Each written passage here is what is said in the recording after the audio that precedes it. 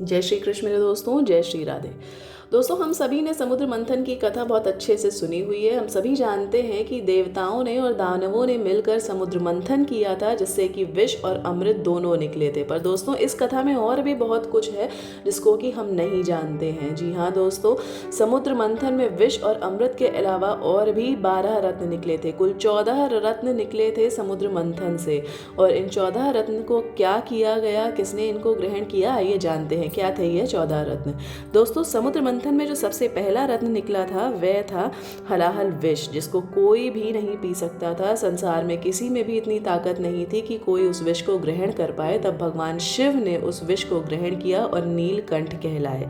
जी हाँ दोस्तों, हलाहल विष के बाद दूसरा रत्न निकली थी कामधेनु गाय।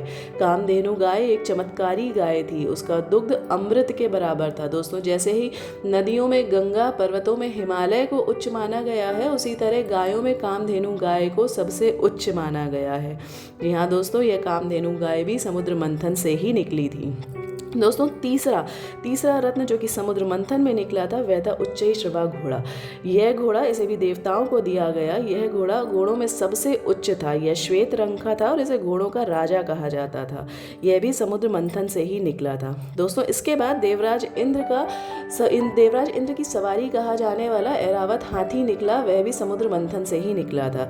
जी हाँ दोस्तों, समुद्र मंथन के चौथे रत्न के रूप में निकला था ऐरावत हाथी। ऐरावत हाथी को देवराज इंद्र को दिया गया और वह उनकी सवारी कहलाया। इसके बाद दोस्तों निकली थी कौस्तुभ मणि। कौस्तुभ मणि, जिसे कि भगवान विष्णु ने अपने हृदय में धारण किया। यह बहुत ही चमकदार मणि थी और ऐसा माना जाता था कि जहाँ भी यह मणि होती थी वहाँ पे कभी भी दैवीय आपदा नहीं आती थी। इसके बाद दोस्तों छठे नंबर पे जो कि समुद्र मंथन से छठवां रत्न निकला वह था कल्प वृक्ष। दोस्तों, कल्प वृक्ष अपने आप में एक अद्भुत वृक्ष था। जो भी इस वृक्ष से कोई प्रार्थना करता था, किसी भी इच्छा की पूर्ति के लिए कहता था, वह इच्छा पूरी हो जाती थी। ऐसा माना जाता था कि कल्प वृक्ष इच्छा पूर्ति वृक्ष था। जी हाँ दोस्तों, इसके बाद 7वें नंबर पे निकली थी रंभा नामक अप्सरा।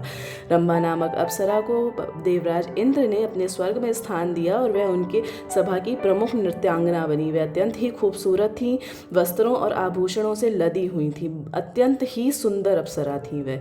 इसके बाद दोस्तों जो 8वां रत्न समुद्र मंथन से निकली थी वह थी स्वयं देवी लक्ष्मी। जी हाँ दोस्तों, विष्णु जी की अर्धांगिनी देवी लक्ष्मी स्वयं समुद्र मंथन से ही निकली थी। समुद्र मंथन के दौरान 8वें नंबर पे देवी लक्ष्मी प्रकट हुई। उनके एक हाथ में कलश था और एक हाथ में वरमाला थी। उन्हें दानव अपने पास रखना चाहते थे, पर वह तो देवी लक्ष्मी थी। उन्होंने भगवान विष्णु का वरण किया और उनकी अर्धांगिनी हुई। इसके बाद दोस्तों निकली वारुणी मदिरा। वारुणी मदिरा को दानवों ने ग्रहण किया, इसीलिए आज तक दानव हमेशा मदिरा में डूबे रहते हैं। 10वें नंबर पे दोस्तों चंद्रमा प्रकट हुआ। चंद्रमा को भगवान शिव ने अपने मस्तक पर धारण किया और चंद्रमा की शान बढ़ाई।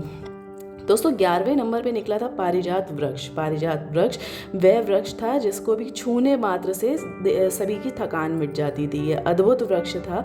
इस वृक्ष को भी देवताओं को दिया गया। दोस्तों 12वें नंबर पे निकला था पांचजन्य शंख। जी हाँ, पांचजन्य शंख जो कि विष्णु जी का शंख होता है, वह भी समुद्र मंथन से ही निकला था। इसे भगवान विष्णु ने अपने पास रखा था। दोस्तों 13वें नंबर पे निकले थे स्वयं भगवान धन्वंतरी। भगवान धन्वंतरी जिनके एक हाथ में अमृत कलश था और 4 भुजाएं थी।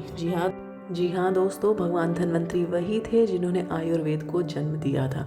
और दोस्तों भगवान धन्वंतरी जिस कलश को हाथ में लेके निकले थे वह था अमृत कलश, जो कि समुद्र मंथन का 14वां रत्न था।